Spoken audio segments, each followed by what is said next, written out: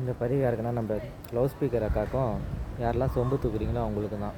கலைஞர் இல்லைன்னா IT field இல்லை, கலைஞர் இல்லைன்னா கம்ப்யூட்டர் கண்டுபிடிச்சிருக்க மாட்டாங்க, கலைஞர் இல்லைன்னா இது இல்லை அது இல்லைன்னு நினைக்கிற எல்லாருக்குமே ஒரு குட்டி கதை ஒன்று சொல்கிறேன்.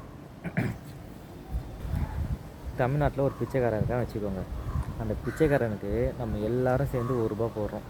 அவன் கோடி சொன்னாயிரும். ஏன்னா தமிழ்நாட்டில் மக்கள் கோடி 5 கோடி பேர் இருக்காங்க சொல்கிறீங்க.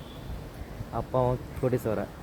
அதுக்கப்புறம் அந்த பிச்சைக்காரன் தான் நமக்கு விசுவாசமாக இருக்கணும். நம்ம அவனுக்கு விசுவாசம் இருக்கணும் அவசியம் இல்லை. கரெக்டாக? அதே மாதிரி தான் நம்ம ஒருத்தருக்கு ஓட்டு போட்டு முதலமைச்சர் ஆக்குறோம்.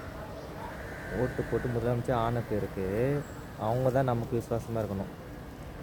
நம்ம அவங்களுக்கு விசுவாசமாக இருக்கணும் அவசியம் இல்லை. இன்னொன்று,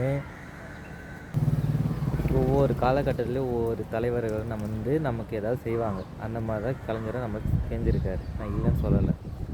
அப்படின்னு பார்த்தோன்னா காமராஜர் தான் கல்வி நமக்கு கொடுத்தாரு. அப்போ அவர் இல்லைன்னா இது வரைக்குமே கல்வி வந்திருக்காதா? நான் எல்லாரையும் சொல்கிறேன், இன்க்ளூடிங் விஜய் நாளைக்கு முதலமைச்சர் ஆனால் கூட அவர் கை காசு போட்டு யாரும் எதுவும் பண்ண போதில்லை. அந்த பதவிக்கு உண்டான இது மட்டும்தான் அவங்க செய்ய போகிறாங்க. ஓகேவா?